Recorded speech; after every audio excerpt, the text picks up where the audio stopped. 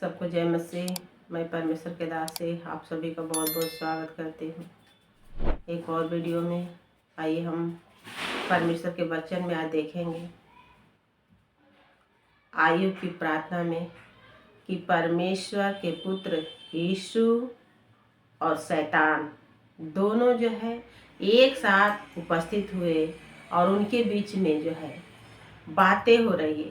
तो आज का टॉपिक है कि परमेश्वर का पुत्र और यीशु शैतान, परमेश्वर का पुत्र और शैतान दोनों जो है उपस्थित होके क्या करें, बातें करें। हालेलुया। परमेश्वर के वचन में आज हम देखेंगे कि आयु 1 और वचन 6 से परमेश्वर का पुत्र और मनुष्य के बीच में जो है कैसे बातें हो रहा है। तो उसके हम देखेंगे कि शैतान जो है पृथ्वी पर किस रीति अपना काम करता है और परमेश्वर का पुत्र यीशु मसीह किस प्रकार से अपने लोगों को जो है समाचार लेते हैं। तो हम देखते हैं कि एक दिन यहोवा परमेश्वर के पुत्र उसके सामने उपस्थित हुए और उनके बीच शैतान भी आया। क्या हुआ? एक दिन यहोवा परमेश्वर का पुत्र उपस्थित हुए और उनके बीच शैतान भी आया। परमेश्वर का पुत्र हाजिर है और शैतान भी हाजिर है। क्या करने के लिए? आपस में बातें करने के लिए। आज जो लोग बोलते हैं ना कि मुझे शैतान ये किया, शैतान वो किया, मैं उनके बारे में आज बताना चाहती हूँ कि देखिए, कोई ऐसा व्यक्ति नहीं है कि जिनका परीक्षा नहीं हुआ है। तो कभी कभी गलती से भी परीक्षा होता है और कभी कभी परमेश्वर की ओर से भी परीक्षा होता है। तो इसीलिए दाऊद राजा ने कहा, जिनका परीक्षा नहीं हुआ परमेश्वर के जन नहीं है। उनके बीच में देखते हैं कि बातें हो रही है। क्या बातें हो रही है? यहोवा ने शैतान से पूछा, तू कहाँ से आता है? शैतान ने यहोवा को उत्तर दिया, पृथ्वी पर इधर उधर घूमते फिरते और डोलते डालते आया हूँ। परमेश्वर यहोवा ने पूछा शैतान से, तू कहाँ से आ रहा है? शैतान कहता है, मैं पृथ्वी पर से आ रहा हूँ, इधर उधर घूमते फिरते डोलते डालते आ रहा हूँ। यानी पृथ्वी पर से वो घूम के आ रहे हैं। कहता है कि यहोवा ने शैतान को पूछा, क्या तूने मेरे दास अय्यूब पर ध्यान दिया है? क्योंकि ये उनके तुल्य खरा और सीधा और मेरा भय मानने वाला, बुराई से दूर रहने वाला और मनुष्य नहीं। शैतान से परमेश्वर देखिए पूछ रहे हैं, क्या तू मेरा दास अय्यूब के देखा है कि पृथ्वी पर उसके जैसा भय मानने वाला, बुराई से दूर रहने वाला और कोई मनुष्य है ही नहीं। क्या आप प्रतीति करते हैं कि परमेश्वर शैतान से मनुष्यों का हालचाल पूछता है? अगर नहीं प्रतीति करते हैं तो देख लीजिए, वचन गवाह है कि परमेश्वर प्रतिदिन अपने लोगों का हालचाल शैतान से भी पूछता है और परमेश्वर भी देखता है और शैतान भी देखता है। दोनों के बीच में क्या होती है? बातें होती है। और परमेश्वर भी हर एक मनुष्य को जानते हैं, शैतान भी हर एक मनुष्य को जानता है। उसने कहा, मेरा भय मानने वाला, बुराई से दूर रहने वाला अय्यूब मेरा बेटा को देखा है? परमेश्वर देखो, शैतान देखो उत्तर देता है।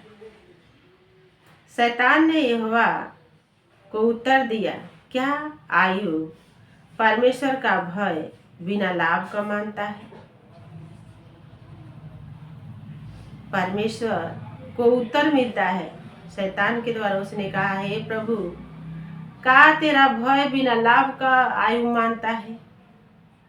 जैसे कि आज देख रहे हो कि मनुष्य जो है चर्च जाते हैं, प्रार्थना करते हैं अपने ही लाभ के लिए। जिनके घर में बीमारी है, समस्या है, कैसे भी करके परेशानी है, लोग सोचते हैं मैं जा रहा हूँ, अच्छा हो जाए तो मैं छोड़ दूंगा। कोई बोलता कहाँ जा रहे हो? चर्च जा रहे हैं। कोई बोलता कहाँ जा रहे हो, अरे नहीं हम कुछ काम से जा रहे हैं। तो जो लोग समझ जाए बताते हैं वो तो परमेश्वर का प्रेम करते हैं, लेकिन जो नहीं बताते वो परमेश्वर से प्रेम नहीं करते हैं, क्योंकि उनके बातों में आप देख सकते हो, क्योंकि परमेश्वर ने कहा तू मेरा नाम व्यर्थ मत लेना। आज मनुष्य जो है व्यर्थ परमेश्वर का नाम लेते हैं और परमेश्वर को परखते हैं, और कोई कोई तो ये तलाश में रहता है मुझे आशीष मिल जाए मैं फिर छोड़ दूंगा। शैतान कहता है कि हे प्रभु काय आयु बिना लाभ का भय मानता है।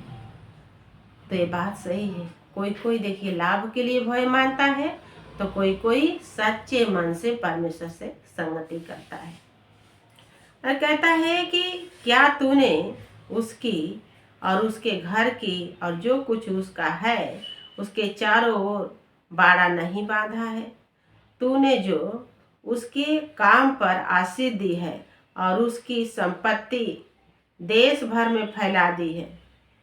शैतान कहता है कि हे प्रभु क्या तू उसको आशीष नहीं दिया है, तो तेरा भय नहीं मानेगा।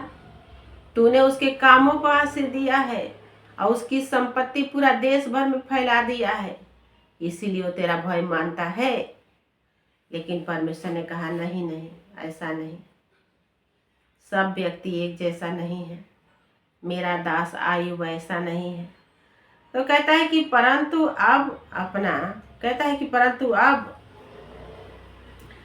अपना हाथ क्या कर बढ़ा और बढ़ाकर जो कुछ उसका है उसे छू, तब वह तेरे मुंह पर तेरी निंदा करेगा।